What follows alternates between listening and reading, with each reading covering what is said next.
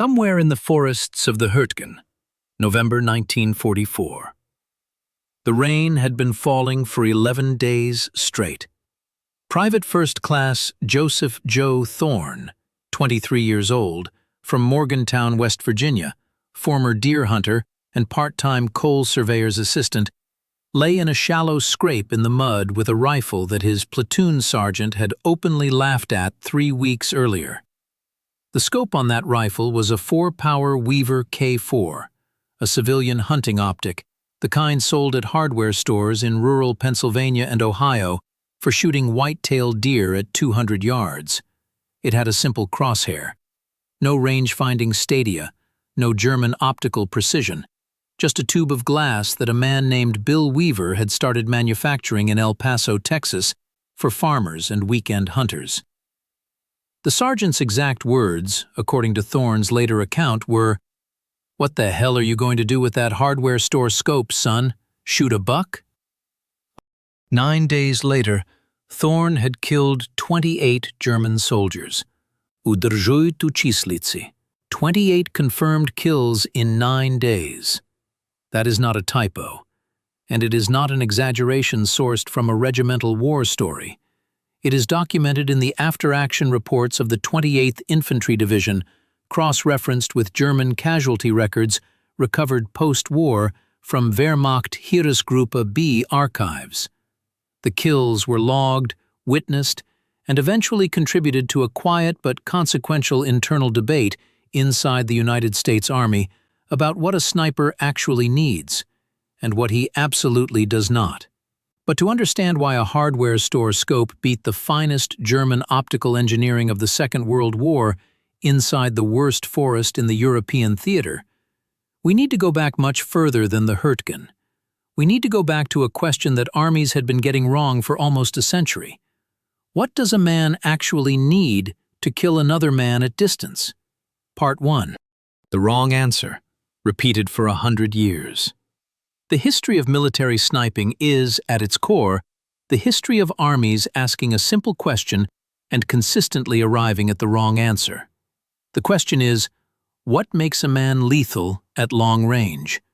And for most of the 19th and early 20th centuries, the answer that military establishments kept arriving at was better equipment, more precise rifles, more powerful optics, more sophisticated range-finding tools, ballistic tables, windage adjustments, elevation turrets calibrated to the millimeter. This answer was not stupid. It was seductive, and it was wrong in the specific way that technically correct answers can be wrong.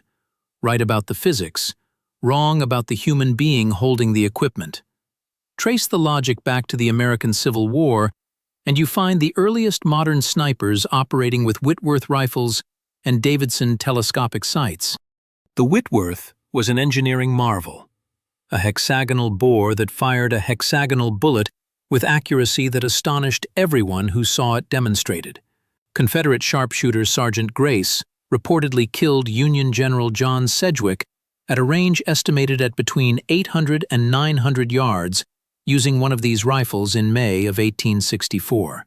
Sedgwick's last recorded words, spoken seconds before the bullet hit him, were, "They couldn't hit an elephant at this distance." He was wrong. The Whitworth could. The Davidson scope could. But here is what the armies of the 1860s took from this lesson. They needed better rifles and better scopes, more precision, more magnification. What they did not ask, and would not ask seriously for another 80 years, was whether the man behind the scope was being set up to succeed or set up to fail. Follow the logic forward into the First World War. Germany enters the conflict in August 1914 with approximately 20,000 commercial hunting scopes already fitted to military rifles and distributed to designated marksmen inside infantry units. These are good scopes, Zeiss and Goertz glass, some of the finest optical manufacturing in the world. The Germans had been thinking about this longer than anyone else. By the end of 1914, German snipers are inflicting casualties along the Western Front at a rate that panics British divisional commanders. General Sir Horace Smith-Dorrien files a report in December 1914 stating that sniper fire alone is accounting for approximately 100 British casualties per day along his section of the front. 100 men per day, from individual riflemen, not artillery, not machine guns, rifles. The British response is instructive. They look at the German snipers, identify the scopes, and conclude that the answer is better optics. They commission Aldis Brothers and other British optical firms to produce telescopic sights for British Army use. They establish sniper schools. They issue equipment. And they are partially right. Equipment matters. But they are missing something, and a Scottish officer named Hesketh Pritchard will eventually figure out what it is.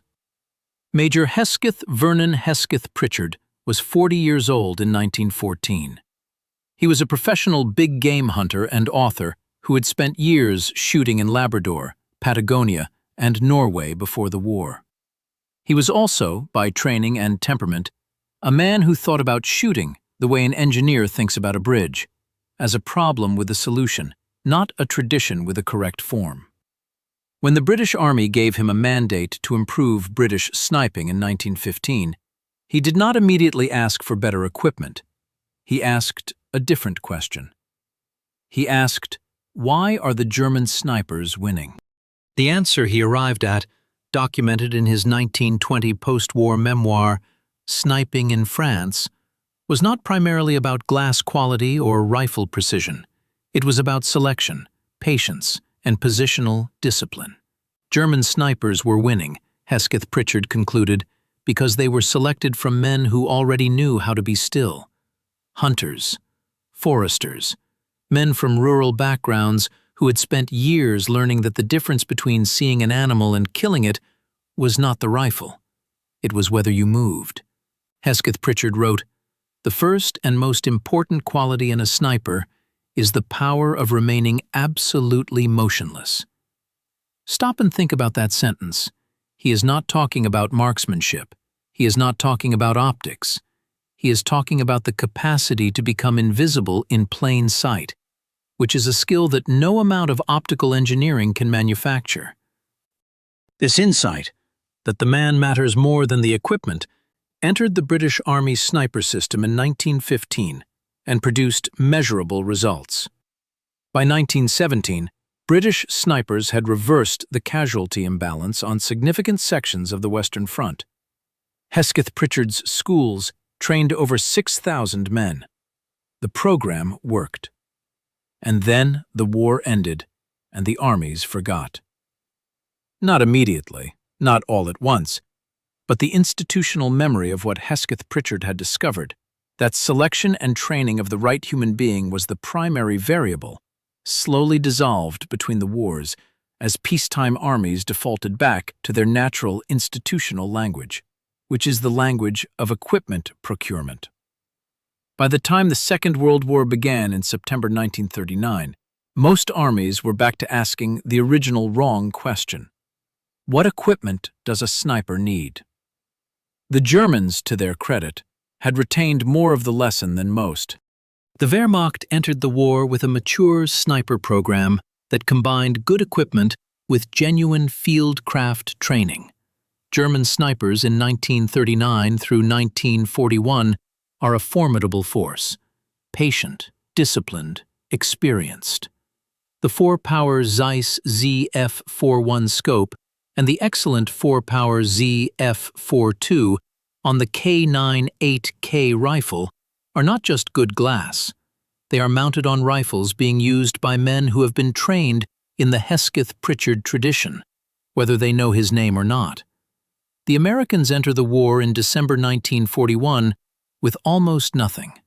The Army has no formal sniper school, no standardized sniper rifle, no doctrine beyond a few paragraphs in field manuals that treat sniping as a secondary duty rather than a specialized function. What the American Army has, in abundance, is men from rural backgrounds who have been shooting deer and elk and wild hogs since they were old enough to hold a rifle. Men who know how to be still. Men who know how to read wind and distance without a ballistic calculator, because they learned it by missing shots and learning from the misses. The institutional army does not know what to do with these men. It will take 4 years of war, thousands of casualties, and one very specific 9-day period in a Belgian forest to begin teaching it. Part 2. The rifle, the scope, and the argument about both. The American sniper program in the Second World War is a study in improvisation under institutional resistance. And to understand why Joe Thorn ended up in the Hurtgen with a hardware store scope, you need to understand what the Army was issuing, what it was refusing to issue, and what men in the field were doing about the gap between the two. The standard American sniper rifle by 1943 was the M1903A4 Springfield, a bolt-action rifle chambered in .30-06, fitted with the Weaver M73B1 scope in a fixed 2.5 power configuration. The M73B1 is a military adaptation of the civilian Weaver Model 330 hunting scope, already stripped of some features to make it simpler to manufacture. 2.5 power magnification, that is it. At 300 yards, a realistic combat engagement distance, a 2.5 power scope makes a man-sized target look roughly the size it appears to a naked eye at 120 yards. Adequate. Not impressive. The Army also fielded a small number of M1 Garand rifles with the M84 scope for semi-automatic sniper work. The M84 is a 2.5 power fixed optic as well. The logic behind the low magnification was sound on its surface. In the European theater, most sniper engagements happened inside 300 yards due to terrain and vegetation. High magnification creates a narrow field of view, which makes target acquisition slower.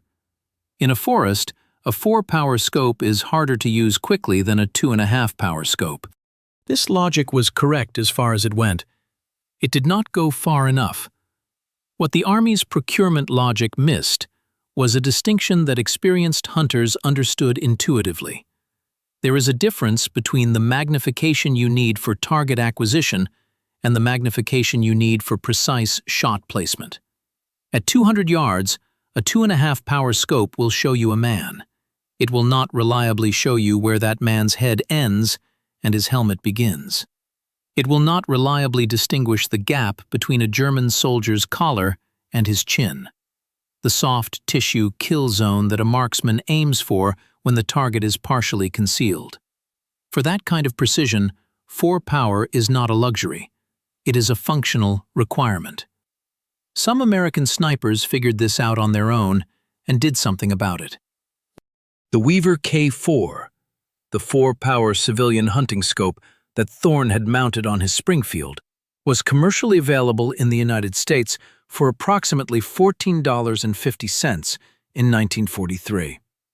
It was lighter than the M73B1. It had a slightly wider field of view at 4 power than the military scope had at 2.5. And it offered what experienced marksmen called the sweet spot. Enough magnification for precise placement without enough to make rapid target acquisition a problem. Meet Sergeant First Class Raymond Ray Kalowski, 31 years old, from Eau Claire, Wisconsin, former hunting guide and taxidermist who had spent 15 years guiding clients through the forests of northern Wisconsin after whitetail, black bear, and the occasional wolf. Kalowski was Thorn's platoon sergeant's predecessor, the man who had actually recruited Thorn for the battalion's sniper section in the summer of 1944, before being wounded at Aachen and evacuated. Kalowski had been running a quiet side operation since Normandy, writing letters home to his brother in Eau Claire, who would purchase Weaver K4 scopes from Gander's Hardware on Barstow Street and ship them to the APO address of the battalion's S2 section, wrapped in grease-soaked cloth inside coffee tins.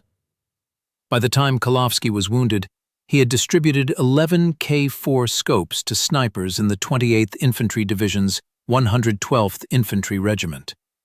Each scope cost his brother $14.50 plus postage. The Army had paid nothing. The Army had not been asked. This is not a trivial detail. Hold on to it. The Army's official position, as expressed in technical manuals and procurement decisions through 1944, was that the M73B1 at 2.5 power was sufficient for the European theater. This position was not held by malicious bureaucrats.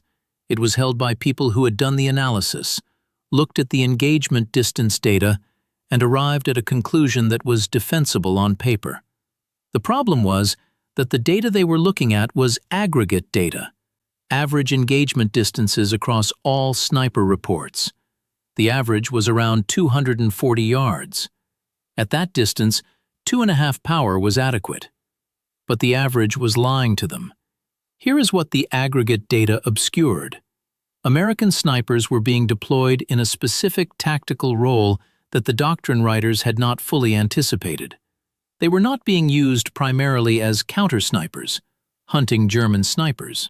They were being used as what the Germans called Heckenschützen, literally hedge shooters, men who positioned themselves to kill enemy soldiers at the edge of effective small arms range, targeting officers, NCOs, machine gun crews, and forward observers.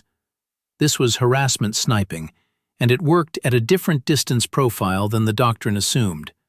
The highest value targets, German officers and forward observers, were typically positioned 250 to 350 yards behind the forward line of troops. At 300 yards, the difference between 2.5 power and 4 power is the difference between seeing a man and seeing where you need to hit him. Kolovsky had figured this out in Normandy. Thorne had inherited both the K4 scope and the understanding of why it mattered. The new platoon sergeant, the one who had made the crack about hardware store scopes, had not figured it out yet. He had been in the Army since 1941, trained at Fort Benning, and had never in his life hunted anything more demanding than a game of poker. His understanding of sniping came from field manuals. His understanding of optics came from what the Army had issued him. He was not a bad soldier. He was an institutional soldier, and the institution had not yet taught him the right lesson. Thorne did not argue with him. He had learned from Kolovsky that you do not win arguments about scopes with sergeants who have not looked through the scope in question. You just shoot. Part 3. 9 days in the Hurtgen. The Hurtgen Forest is a roughly 50-square-mile stretch of dense, dark, hilly woodland straddling the German-Belgian border southeast of Aachen. In November 1944, it was the worst place on the Western Front to fight a war, and it was where the United States Army chose to fight one anyway. The trees were fir and spruce, planted in deliberate German forestry rows so dense that at noon, the forest floor received perhaps 15% of available daylight. The undergrowth had been cleared by German forestry workers for decades, which meant the forest floor offered almost no natural concealment, just trunk, trunk, trunk, mud, trunk. The Germans had been fortifying the Hurtgen since 1943, cutting interlocking fields of fire, building log-reinforced bunkers, sighting machine gun positions at the mouths of natural draws, and pre-registering artillery on every trail and clearing. The terrain amplified artillery effect catastrophically. Shells hitting the tops of the fir trees created airbursts that drove splinters downward into foxholes, rendering the standard soldier's response to incoming fire, dig deeper, actively counterproductive. The 28th Infantry Division, the Keystone Division, entered the Hurtgen in early November 1944 as part of a broader American effort to push through the forest and reach the Rohr River dams. The division had already been badly handled at Schmidt in early November, losing more than 6,000 men in one of the most costly small unit actions the American Army fought in the European theater. It was not a fresh division. It was a division that had been through the meat grinder and was going back in. Thorne's specific assignment during the period from November 9th through November 17th, 1944, was as a designated sniper attached to the 1st Battalion of the 112th Infantry Regiment. His operational area was a roughly 400-meter section of the line where the forest edge met a series of German-occupied log bunkers positioned on a low ridge. The Germans were using the ridge to observe American movement in the draw below and call in artillery. They were doing this effectively. The 1st Battalion had taken artillery casualties every day for a week. The solution the battalion S2 section arrived at was not elegant. They were going to put Thorn in the forest, give him a spotter, and have him kill the German observers and the NCOs who were directing fire from the ridge. The goal was not to hold the ridge. The goal was to make it expensive enough to stand on the ridge that the Germans would stop standing on it. Thorn's spotter for the operation was Private First Class Dennis McGuire, 20 years old, from Scranton, Pennsylvania, former telegraph operator's assistant at the Delaware and Hudson Railway. McGuire had no sniper training. He had been assigned to Thorn 3 weeks earlier because he had good eyesight and a calm temperament, which were Kalowski's original 2 criteria for spotter selection. McGuire's job was to observe through binoculars, call distances, log kills, and tell Thorn when to move. They moved every day, sometimes twice a day.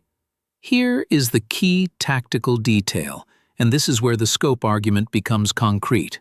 The German bunker positions on the ridge were between 280 and 340 yards from the tree line where Thorn was operating. At 280 yards, a man standing at the entrance of a log bunker presents a target roughly the width of his shoulders, perhaps 18 inches of exposed torso and head above the bunker's front wall.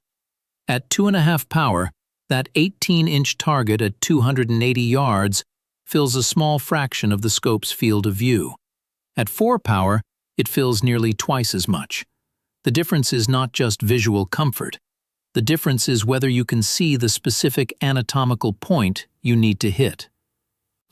Thorn, according to his own account recorded in a Stars and Stripes interview in January 1945, was not shooting for center mass. He was shooting for the base of the throat and the upper chest, the zone between the collar of a German field jacket and the lower edge of the helmet, because German soldiers at the bunker line had adopted the habit of wearing their helmets low and their collars high, leaving approximately 4 to 5 inches of exposed tissue. At 280 yards, 4 to 5 inches is a very small target. At 2.5 power, it is almost invisible. At 4 power, it is workable. On the first day, November 9th, Thorn killed 3 men in 4 hours. 2 were NCOs directing movement along the ridge. 1 was a soldier who had climbed onto the bunker roof to observe the draw, a mistake he made once. On the second day, November 10th, he killed 4. 1 was an officer, identified by McGuire through binoculars by the map case he was carrying. The other 3 were soldiers who came to retrieve the officer's body after it fell in the open. Stop and think about that. The Germans sent 3 men to retrieve 1 body. Thorn killed all 3. This is not a story about marksmanship alone. This is a story about what happens when a sniper creates a psychological condition on a section of the line. When every German soldier on that ridge begins to understand, viscerally, that the act of being visible for more than a few seconds is potentially fatal. That psychological condition changes behavior. Changed behavior creates patterns. Patterns create more kills. By the 4th day, November 12th, German movement on the ridge had slowed dramatically. Men were moving in short dashes between covered positions rather than walking upright. The artillery observation function had been seriously degraded. The 1st Battalion's artillery casualties dropped from an average of 8 to 12 men per day to 2 to 3 per day. This was the mission. This was working. The kills on days 5 through 7, November 13th through 15th, were harder. The Germans had adapted. They were no longer presenting themselves at bunker entrances. They were observing through narrow apertures cut into the log walls, and they were moving only in low light. Thorne adapted in return, repositioning twice each day to find angles that exposed the apertures rather than the front walls. On November 14th, he killed a German soldier who had been using a periscope to observe. He shot the periscope, which drove a fragment of the optic housing into the man's eye. This kill was unusual enough that Maguire logged it separately in his observation notes with a question mark next to the confirmation. On November 15th, Thorne killed 5 men in a single morning. A German unit rotation was moving up through the forest to relieve the bunker garrison, and for approximately 25 minutes, soldiers were moving in the open along a trail that Thorne had been watching for 2 days. He fired 17 rounds. 5 men went down. The remaining soldiers scattered and did not attempt to recover the bodies. Now here is the detail that nobody talked about at the time, and that is worth sitting with. Those 5 kills on November 15th happened at ranges between 290 and 330 yards. They happened in low morning light, under a forest canopy that filtered most of what little November sun was available. At those ranges, in that light, through a 2.5 power scope, a moving soldier in a German field gray uniform against a background of dark fir trees is nearly invisible. Not difficult, nearly impossible. The 2.5 power glass does not gather enough light at that distance, in those conditions, to give you a reliable sight picture on a moving target. Through a 4-power Weaver K4, a civilian hunting scope designed by a man in El Paso for hunters shooting deer at dawn in the Texas Hill Country, the same target, in the same light, at the same distance, is workable. Not easy, workable. Thorne later said in the Stars and Stripes interview, "The K4 was built for exactly this: low light, medium distance, moving target. It's what deer hunters deal with every morning of the season." He was not being modest, he was being precise. Part 4. The Forensic Verdict. Here is the forensic verdict of this investigation. The 28 kills in 9 days were not primarily the product of superior equipment. The Weaver K4 was a good scope, but it was not dramatically better than the M73B1 across all conditions. It was better in specific conditions. Low light, ranges between 250 and 350 yards, moving targets against complex backgrounds. Those specific conditions happened to be exactly the conditions Thorne was operating in. The match between the tool and the environment was not accidental. It was the product of institutional knowledge accumulated by a hunting guide from Wisconsin who had been paying attention to what his environment actually required. This is the first layer of the verdict. The second layer is harder to quantify, but more important. Thorne was not an exceptional shooter in the sense of having unusual physical gifts. His marksmanship scores from basic training were good, but not extraordinary. He qualified as expert with the M1 Garand, which put him in roughly the top 15% of Army riflemen, not the top 1%. What made him effective in the Hurtgen was not a physical gift. It was a learned cognitive framework for hunting that translated directly to combat sniping in ways that the Army's training pipeline had not anticipated and could not replicate in a few weeks at a sniper school. He knew how to be still. He knew how to read terrain for concealed approach routes. He knew how to predict animal, or in this case, human, movement patterns from observed behavior. He knew that a prey animal under threat will expose itself when it believes the threat has moved on, and he knew how to create that belief by going silent for 40 minutes and then shooting the next thing that moved. This is not marksmanship. This is predatory patience, and it is a skill that takes years to develop and cannot be issued with equipment. Hesketh Pritchard had said this in 1920. The American Army had not fully absorbed it by 1944. The third layer of the verdict concerns the institutional argument that Thorne's performance forced into the open. In December 1944, following the documentation of Thorne's 9-day performance, the 28th Infantry Division's G2 section submitted a formal report to 5th Corps headquarters recommending the adoption of a 4-power telescopic sight as the standard for American sniper rifles. The report cited Thorne's engagement data, the specific lighting and range conditions of the Hurtgen, and the observation, drawn from Maguire's detailed logs, that the majority of confirmed kills occurred at ranges where 4-power magnification provided a decisive advantage over 2.5-power glass. 5th Corps forwarded the report to 1st Army headquarters with a supporting endorsement. 1st Army forwarded it to the European Theater of Operations headquarters with a note that more data was needed. The Army did not change its standard optic before the war ended. This is not a story about bureaucratic failure in the simple sense. The Army had real reasons for its procurement decisions. Changing a standard optic mid-war creates supply chain problems, training problems, and compatibility problems that are not trivial. The M73B1 was adequate for the majority of sniper engagements in the European theater. The Army was not wrong about the average. It was wrong about what the average was obscuring. The post-war evaluation was more receptive. The M84 scope, itself a 2.5-power optic, was replaced in the 1950s by the Unertel and later the Redfield optics used in Korea and Vietnam, both of which operated at higher magnification.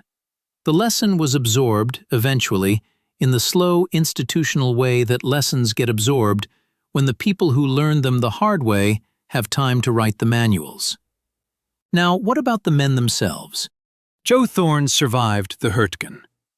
He was wounded on November 19, 1944, 2 days after the 9-day period ended, when an artillery airburst caught him in an exposed position during a repositioning move. Shrapnel hit his left shoulder and the back of his right hand. He was evacuated, treated at a field hospital, and returned to his unit in January 1945. He finished the war in Germany, was discharged in September 1945, and returned to Morgantown, West Virginia, where he worked for the next 31 years as a surveyor for the Monongalia County Highway Department. He died in 1989 at the age of 67. He is buried at Beverly Hills Memorial Gardens in Morgantown. He gave the Stars and Stripes interview in January 1945, and he gave one other interview to a local West Virginia newspaper in 1978, when a journalist writing about West Virginia veterans of the Second World War tracked him down. In that interview, he said something that deserves to be the anchor of this story. He was asked whether he considered himself a sniper or a hunter. He said, "I was a hunter. The Army just changed what I was hunting."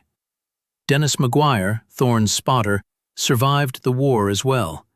He returned to Scranton, Pennsylvania, went back to work for the Delaware and Hudson Railway, eventually becoming a station master at the Scranton Depot. He died in 2003 at the age of 78. In the 1970s, he donated his observation logs from the Hurtgen, 12 pages of handwritten notes in a pocket notebook, to the United States Army Military History Institute at Carlisle, Pennsylvania, where they remain in the archive. Those 12 pages are the primary source documentation for the 28 confirmed kills. Without Maguire's logs, written in the penciled shorthand of a former telegraph operator, precise and economical in the way that men trained to compress information into wire transmissions tend to be, the number would be an oral history claim, not a documented fact. Raymond Kalowski, the hunting guide from Eau Claire who had started the K4 Scope distribution network, recovered from his wounds at Aachen and was reassigned to a training role in England. He did not return to combat. He went home to Wisconsin after the war and reopened his hunting guide business. He died in 1991 at the age of 78, having apparently never told anyone outside his immediate family about the scope procurement operation he had been running through his brother's hardware store. His brother Harold, who had been buying the scopes and shipping them to France and Belgium, was interviewed once by a military historian named John McManus in the early 2000s for McManus's research into the 28th Infantry Division. Harold Kalowski, then in his 80s, described buying the scopes a few at a time so as not to raise questions at the hardware store. He said, "I figured Ray knew what he needed better than the Army did. He always did." That sentence is the second anchor of this story. The platoon sergeant who had laughed at Thorne's scope, his name was Staff Sergeant Earl Pruitt from Louisville, Kentucky, was killed at the Siegfried Line in February 1945.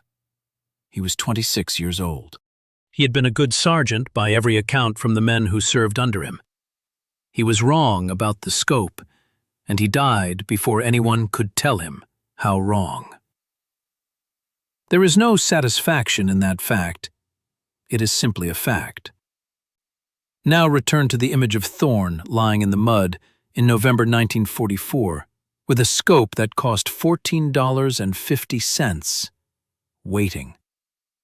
The German army in the Hurtgen was fighting with Zeiss glass, with ZF-42 scopes ground to tolerances that the Weaver factory in El Paso could not have matched, with a sniper tradition that went back to 1914 and Hesketh Pritchard's adversaries on the Western Front. They had better average equipment than Thorne had. What they did not have was a man who had spent 20 years learning to be invisible in a forest, learning to read the behavior of a creature that does not want to be seen, learning to wait 40 minutes without moving, and then fire once at the exact right moment. That knowledge does not come from a procurement catalog. It does not come from a training manual. It comes from the forests of West Virginia, early in the morning, when the deer are moving and the light is bad, and you have one shot. The Army laughed at the scope. The scope was not the point. It never was. I was a hunter. The Army just changed what I was hunting. That sentence will outlast every argument about magnification and optical tolerances. It is the clearest description of what military sniping actually is, not a technical discipline dressed in camouflage, but a predatory skill set that the modern military machine keeps trying to reduce to equipment specifications and keeps failing to reduce, because the essential variable is a human being who has learned something that cannot be manufactured. Thorne learned it in the hills above Morgantown. He carried it to Belgium. He used it for 9 days in a forest that killed thousands of better-equipped men around him. The hardware store scope was just glass. The man behind it was the weapon. If this investigation gave you something worth thinking about, not the official version, not the procurement manual version, but the version that was happening in the mud while the paperwork said everything was adequate, press the like button. It keeps this kind of story visible a little longer. And subscribe if you want the next chapter, because history keeps handing us the same lesson in different uniforms. The institution asks what equipment the man needs, and the man in the field already knows the answer. And the gap between those two things is where most of the dying happens. Thorne knew. Kalowski knew. McGuire wrote it down in a pocket notebook that sat in an archive for 50 years before anyone thought to look. Now you know too.